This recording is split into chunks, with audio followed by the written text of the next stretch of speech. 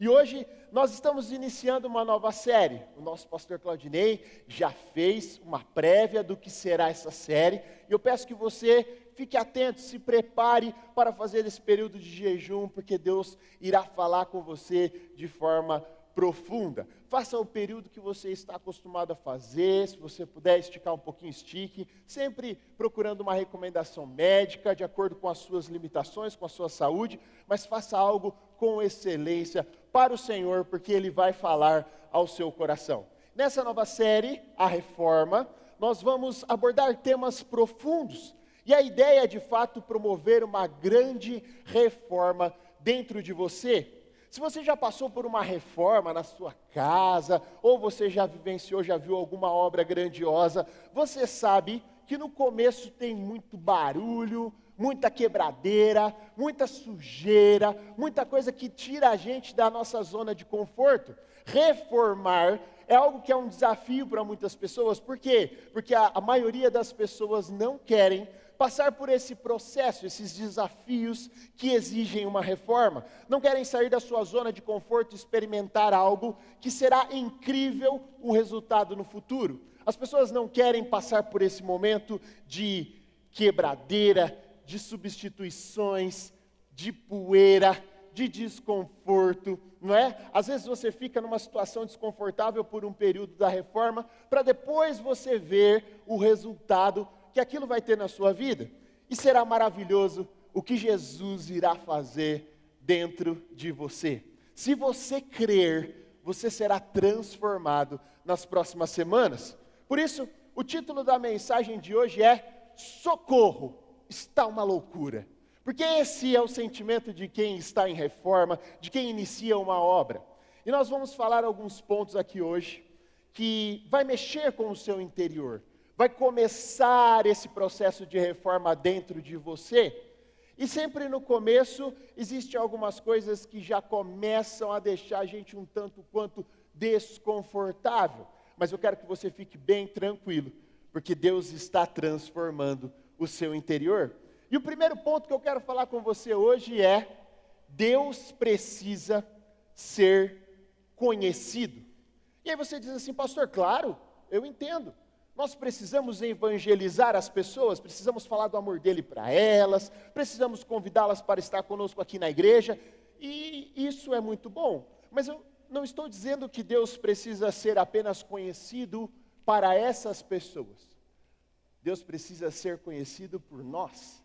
Nós que estamos aqui nesse ambiente, que julgamos conhecer a Deus em sua totalidade, nós precisamos nos aprofundar no conhecimento de Deus. Muitas pessoas fazem piadas a respeito de Deus, tratam Jesus como um ser humano comum, outros tratam como um grande mestre, porém não reconhecem a sua divindade, a sua majestade. Sabe, muitas pessoas falam de Deus, criam referências em sua mente sobre quem Deus é e o que Ele pode fazer, mas eu não julgo essas pessoas, porque de fato, a única coisa que elas precisam é conhecer a Deus, conhecer de forma profunda, íntima e pessoal, aquele que as chamou e as resgatou. Oséias capítulo 4, no versículo 6, se você está anotando, anote aí os versículos também.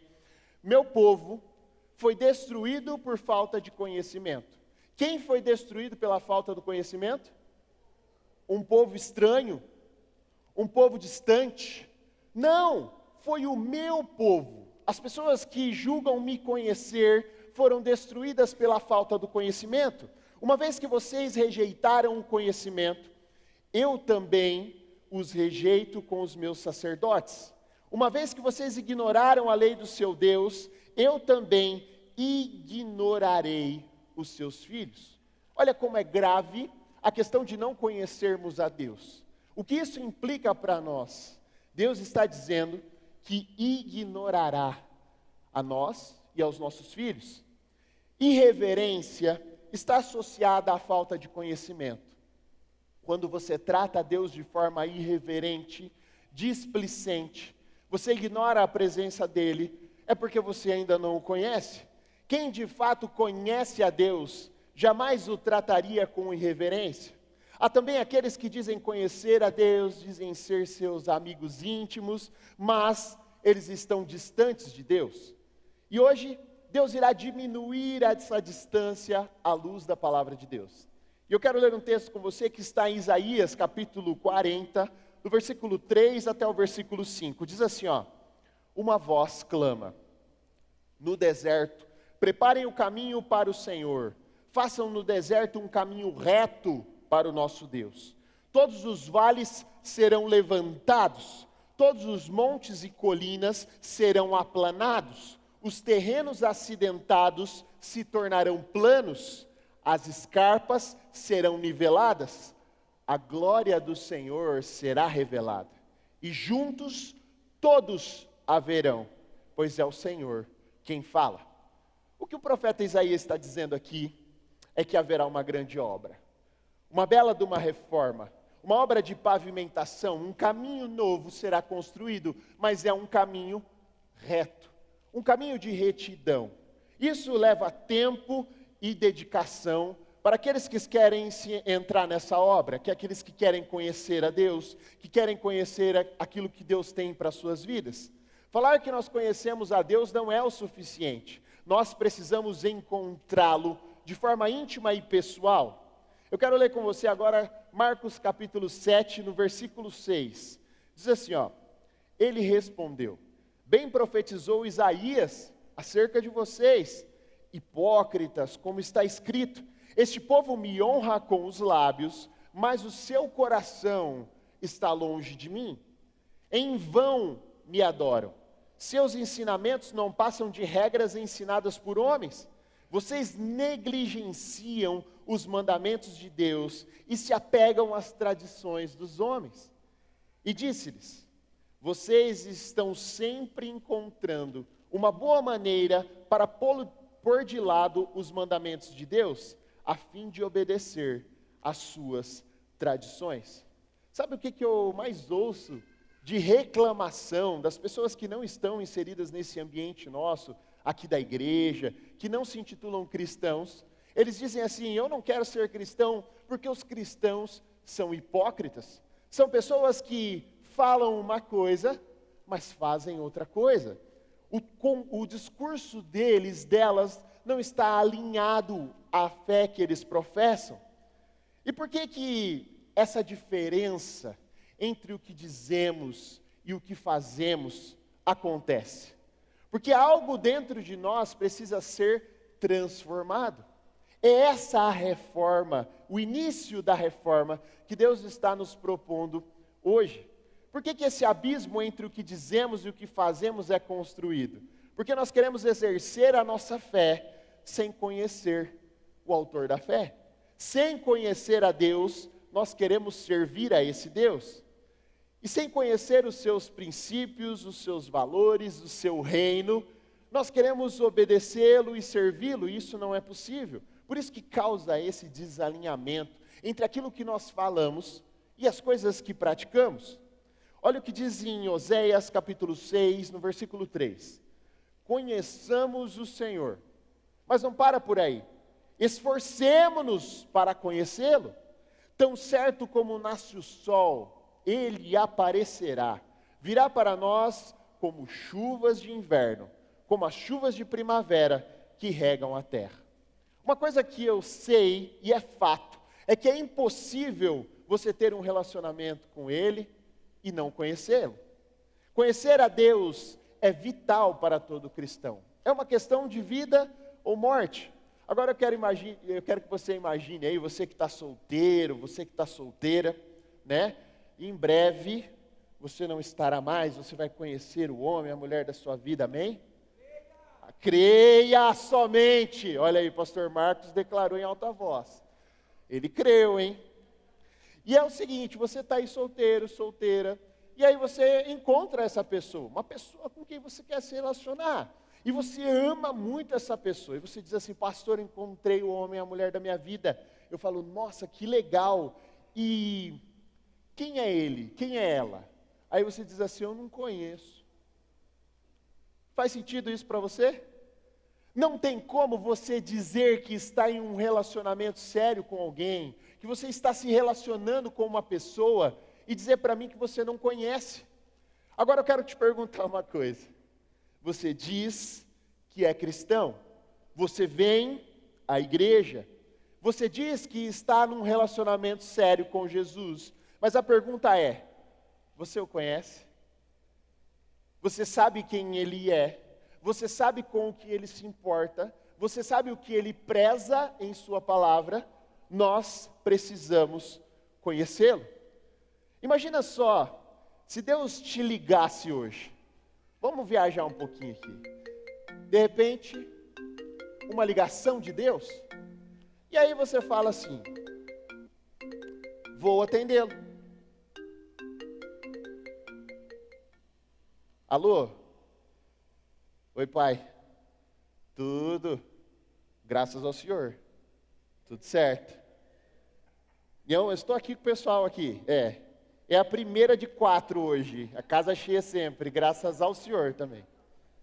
Tudo, beleza. Não, fica tranquilo. Assim que eu puder eu retorno. Tá bom, então. Beleza. Fica com o Senhor aí. Beijo, pai. Te amo. Se você tivesse um relacionamento íntimo com ele, ele seria um dos seus contatos favoritos. Todos os dias você teria uma chamada com ele, uma conexão com o seu Criador, com toda a honra, respeito, reverência que ele merece. Mas seria algo comum entre vocês, se relacionar com ele seria algo comum. Agora eu pergunto, nos seus contatos do céu, como é que Deus aparece aí no seu telefone? Aparece como um contato favorito? Aparece como seu pai? Ou aparece como um desconhecido? Como uma chamada desconhecida? Aquela que você rejeita porque você acredita que é um golpe, que você não reconhece a voz de quem está do outro lado da linha, que você fica desconfiado e fala assim: não, eu não vou atender. Como você trata o seu pai? Você o reconhece? Você sabe quem ele é? Você sabe ouvir a voz dele, reconhecer a sua voz? É sobre isso que eu estou falando. Deus, ele é muito famoso, sabia? Todo mundo diz conhecer a Deus. Você fala assim: você serve a Deus? Nossa, eu sirvo muito a Deus, sabe? Deus é tudo para mim, Deus é tudo na minha vida. Deus é famoso. Mas, para muitas pessoas, ele ainda é um desconhecido. A fama de Deus não faz com que ele seja conhecido para você. Você precisa se relacionar com ele. A pergunta é: você o conhece de fato? Nós falamos sobre amar a Deus e colocá-lo no centro de tudo em nossa vida, sobre priorizá-lo em tudo que nós fazemos. Mas afinal, quem é ele? Quando temos um vislumbre da presença dele aqui nas nossas reuniões, ou na sua casa, no seu devocional, você coloca uma música, você lê a palavra e você sente a presença dele. Muitas pessoas se impressionam, outras se emocionam, elas choram, se derramam na presença de Deus. Mas se de fato você soubesse diante de quem você está, você faria muito melhor. Não seria suficiente para você um choro, um soluço? Não seria suficiente para você um tremor nas pernas, um arrepio? Não seria suficiente para você uma oração que você julga poderosa em um final de uma reunião? Você faria muito mais para se encontrar com Ele todos os dias. Você estaria muito mais empenhada em se conectar com Ele todos os dias. Nós estamos diante da majestade dos céus. O Rei dos Reis está se relacionando conosco todos os dias. E você? Está disposto a encontrá-lo todo dia? Você está disponível para Ele todos os dias? Essa é a pergunta que eu quero fazer para você. Ou você tem tratado Ele de uma forma desinteressada, aleatória? Você tem o privilégio de ter uma chamada com Ele todo dia. E você tem aproveitado essa oportunidade? Ou você tem deixado passar? Todos os dias Deus quer fazer uma chamada com você, o Rei do universo, o Criador de todas as coisas. E o que você tem feito para se conectar com Ele? Eu quero mostrar para você na palavra o que acontece com uma pessoa que se encontra com a presença e com a glória de Deus. Isaías capítulo 6, no versículo 1 ao versículo 5, olha só o que aconteceu com Isaías.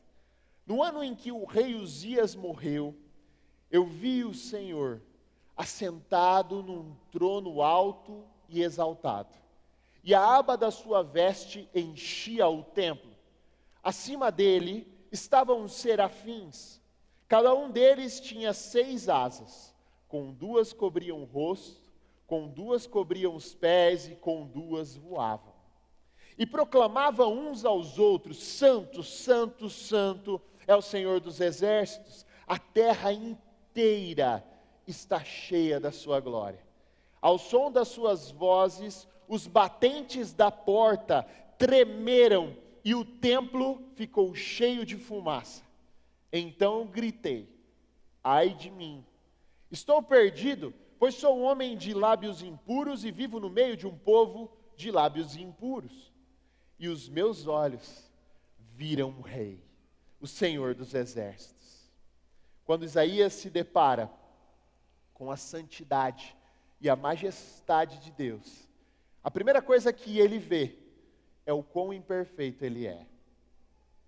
Isso nos leva para o segundo ponto dessa mensagem. Deus é sobrenatural.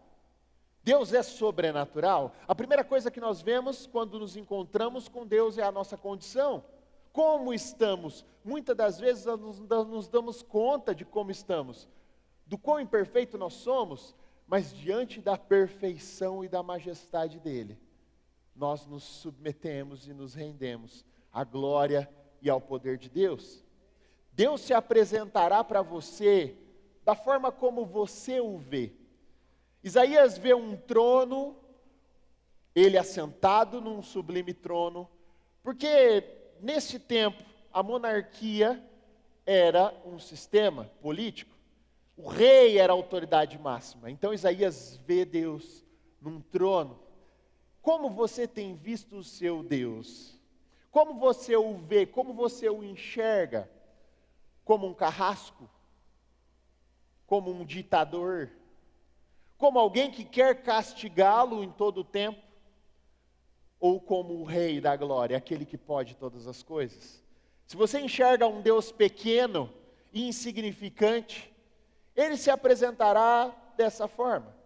Se você o reduz à sua intelectualidade e você tenta entendê-lo, ele será para você apenas um objeto de estudo. Mas se você crer e você enxergar a grandeza e a majestade dele, você estará diante do Criador do universo. Aquele que pode todas as coisas, aquele que faz além do que pedimos ou pensamos, aquele que supera todas as expectativas, aquele que criou cada pessoa, cada ser da natureza, cada planta, cada ser vivo nessa terra e todo o universo. É Ele, o Deus da criação, o soberano. É esse que você se encontra todos os dias, é com Ele que você veio falar aqui hoje, é a palavra dEle que está fazendo uma reforma no seu coração. É diante desse Deus que nós estamos aqui. Se você tratar a Deus com naturalidade, você nunca vai experimentar o poder sobrenatural de Deus. Você nunca vai sair de um nível raso de adoração, de um nível raso de conhecimento na palavra, de um nível raso. Você vai sempre estar buscando e nunca o encontrará. Você precisa entender que existem coisas que Deus está fazendo que está além da nossa compreensão. É sobrenatural. Eu quero ler um texto com você que está em Marcos capítulo 6, do versículo 1 ao 6, olha só o que aconteceu com Jesus. Jesus saiu dali e foi para a sua cidade, acompanhado dos seus discípulos. Quando chegou o sábado, começou a ensinar na sinagoga, e muitos dos que o ouviam ficavam admirados. De onde lhe vêm essas coisas? Perguntavam eles. Que sabedoria é essa que lhe foi dada? E esses milagres que ele faz? Não é esse o carpinteiro, filho de Maria, irmão de Tiago, José, Judas e Simão? não estão aqui conosco as suas irmãs, e ficavam escandalizados por causa dele.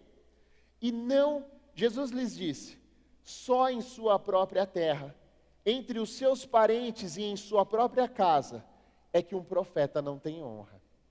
E não pôde fazer ali nenhum milagre, exceto impor as mãos sobre alguns doentes e curá-los.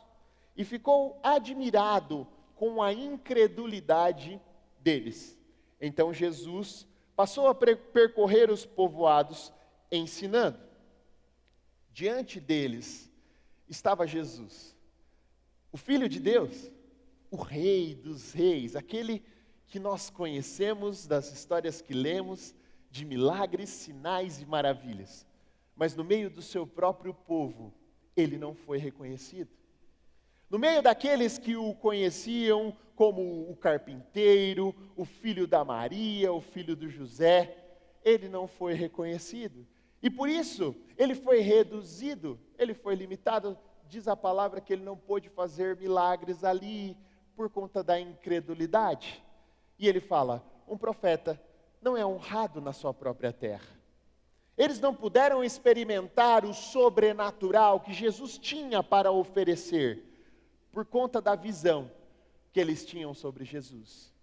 Qual é a sua visão sobre ele? Quem você pensa que Jesus é?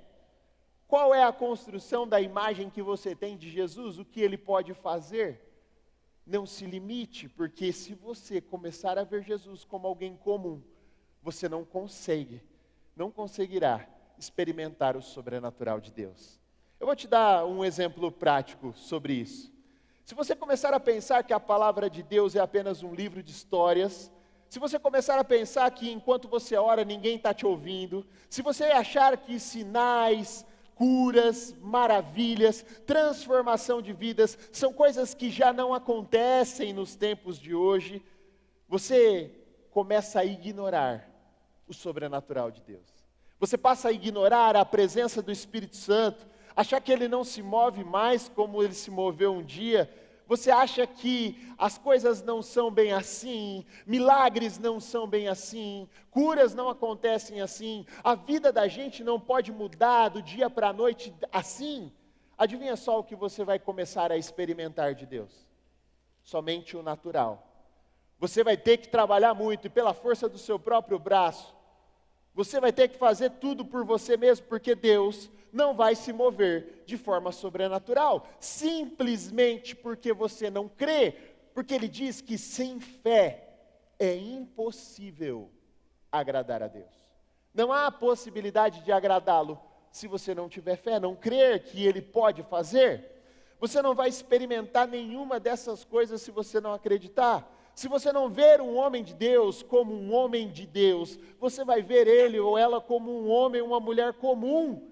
E você não consegue experimentar o que Deus está fazendo através da vida desse homem, dessa mulher. Sabe, tem muitas pessoas que me procuram e pedem oração, eu oro por elas, as abençoo. Tem pessoas que pedem um atendimento e eu estou trabalhando na vida delas através do que Deus tem colocado na minha vida. Estou derramando sobre elas a unção que Deus derramou sobre mim. E se elas creem, elas saem daqui transformadas, o sobrenatural de Deus está acontecendo na vida delas. Mas existem também pessoas que talvez não me tratam como um pastor para elas, às vezes elas me veem como um conselheiro. E adivinha só o que elas saem daqui nas mãos? Apenas com um conselho. Tem pessoas que me procuram só para um aconselhamento profissional, falar, o pastor é empresário, talvez ele tenha alguma coisa para falar para mim, que possa me ajudar na empresa. Se você me vê dessa forma, será apenas um conselho empresarial. Não sairá nada de mim, a menos que você creia, porque Deus está fazendo algo através da minha vida, mas para que você receba, você precisa crer. Isso também para os outros pastores da nossa casa. Se você não crê que os seus pastores são pessoas usadas por Deus, adivinha? Eles não serão usados para trabalhar na tua vida. Você precisa reconhecer o que Deus está fazendo e as pessoas que Ele está usando para poder falar com você. Isso nos leva para o terceiro ponto dessa mensagem. Deus é digno de honra. Você se sente bem quando você está em algum lugar onde as pessoas começam a caçoar de você, começam a menosprezar você, não dão crédito para as coisas que você está falando, ignoram a sua presença? Claro que não. Todos nós vamos embora de ambientes assim. A gente sai fora desse tipo de ambiente porque a gente não está sendo honrado, não está sendo valorizado. O que nós estamos fazendo ali não tem sido levado em conta. Agora com Deus, não é diferente. Ele também só vem e se manifesta onde Ele é honrado, respeitado, querido, admirado, amado. Locais onde a presença dEle é ignorada, Ele passa desapercebido. Mas onde há um ambiente onde Ele é honrado, venerado, admirado, querido, a presença dEle se manifesta de forma poderosa. Tem gente querendo bênção nas finanças, mas a pergunta é: você tem honrado a Deus com as suas finanças? Tem gente querendo a bênção de Deus na saúde, mas a pergunta é: você tem honrado a Deus com o seu corpo físico, cuidando dele da melhor maneira? Muitas pessoas querem a bênção de Deus nos seus casamentos, mas a pergunta é: você honra a Deus com a relação que você tem com o seu marido, com a sua esposa? Se Deus estivesse com você, e adivinha, Ele está todo o tempo no seu relacionamento, Ele está sendo honrado, respeitado e admirado? Essa é a pergunta que eu quero te fazer. Se você deseja algo de Deus, que Ele se manifeste em um ambiente, Ele precisa ser honrado. Atrair a presença de Deus é honrá-lo, admirá-lo e respeitá-lo. Somente dessa forma, Ele vai se manifestar de forma sobrenatural na sua vida. Malaquias capítulo 1, versículo 6, diz assim, o filho honra o pai, e o servo, seu senhor. Se eu sou o pai, onde está a minha honra? E se eu sou o Senhor, onde está o meu temor? Diz o Senhor dos exércitos a vós, ó sacerdotes, que desprezai o meu nome, e vós dizeis: em que nós temos desprezado o teu nome? Comece a dar a Ele a honra que Ele merece, em todas as áreas da sua vida, na sua casa, na educação dos seus filhos, no seu trabalho. Convide o Espírito Santo a estar com você nos seus negócios e honre a presença dEle quando Ele estiver lá. Sabe, dê a Ele um lugar de honra nos seus devocionais todas as manhãs ou à noite, o horário que você fizer. Dê a Ele um lugar de honra nas suas orações. Oração não é só para pedir coisa não, gente. Oração é uma bela de uma oportunidade para conhecer o Deus que você serve. Quando eu comecei a minha jornada de oração, eu tinha uma tendência a só pedir. Senhor, faz isso para mim. Senhor, resolve essa área. Senhor, eu determino. Senhor, faça isso. Senhor, faça aquilo. Senhor, me ajude. E as respostas não vinham. E aí, certa vez, eu o convidei a estar comigo de uma maneira profunda.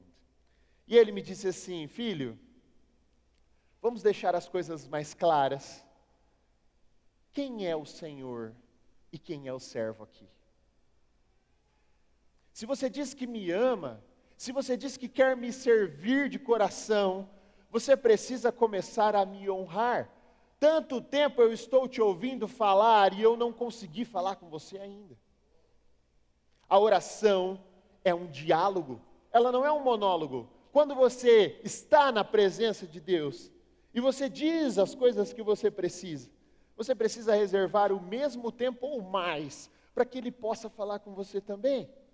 Ouvir a voz de Deus faz parte da oração. Quanto tempo você tem dedicado para ouvi-lo? Nesse período de jejum que o pastor Claudinei propôs para nós, reserve um tempo para ouvir a voz de Deus. Eu tenho certeza, Deus vai falar com você de uma maneira profunda. Prepare-se para ouvir a voz dele, anote.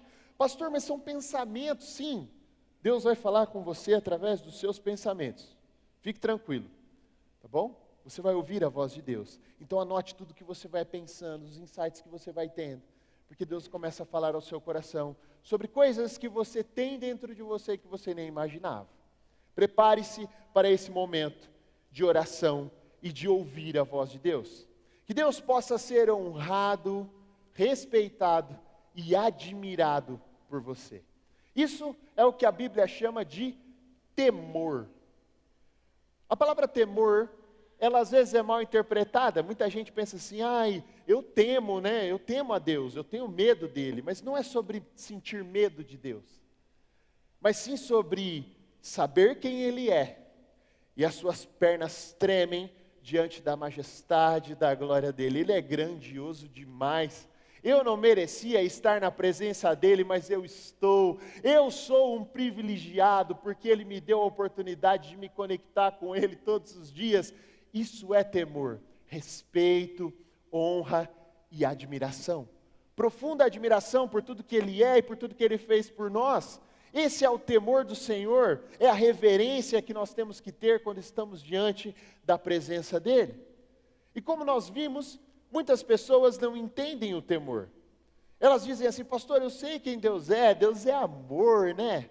Claro, mas ele é também justiça. Existe um tempo que nós estamos aqui, onde a graça de Deus está sendo derramada sobre nós. A misericórdia dele está reinando, e nós estamos aqui nos aperfeiçoando, diante das nossas imperfeições, das nossas fraquezas, dos nossos pecados. Deus tem nos revestido com graça. Mas haverá, sim, um tempo do juízo, porque ele também é justiça. Haverá um tempo também em que ele irá nos julgar. Por enquanto, ele decidiu nos acolher, nos amar, e mesmo podendo, ele não nos julga, ele nos acolhe. Por quê? Para que possamos conhecê-lo de forma íntima e profunda. Você entende o valor disso? O quanto isso é precioso para nós? O quão grande é esta oportunidade que nós temos de entregar a nossa vida para ele, deixar que ele trabalhe em nós como uma profunda reforma. Eu não sei se você está entendendo o que eu quero dizer aqui, mas se você soubesse quem é ele, você não ia mais cantar as músicas aqui como nós temos cantado. Você não ia mais ficar de pé o tempo todo. Você não ia mais olhar o seu celular enquanto estamos aqui nessa reunião. Você não ia mais tratar ele com indiferença, porque nós estamos diante do Rei dos Reis. É o Rei da Glória que está aqui. Se ele for amado, reverenciado e respeitado entre nós, nós vamos experimentar o sobrenatural de Deus nesse lugar.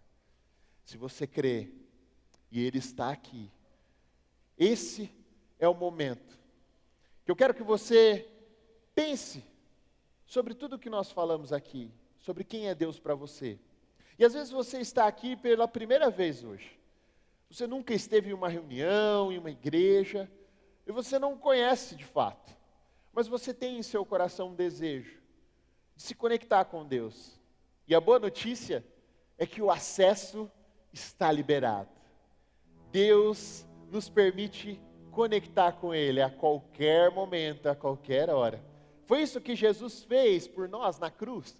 Liberou o caminho para que possamos conectar com o nosso Criador. Se você está aqui hoje, você deseja fazer isso. Pastor, eu quero muito, eu quero seguir a Jesus, eu quero estar com Ele, eu quero conhecê-lo de uma maneira íntima e profunda. Você vai poder fazer isso de uma maneira bem discreta aqui na nossa casa. Eu peço agora que todos fechem os olhos, todos sem exceção, por favor, de olhos fechados.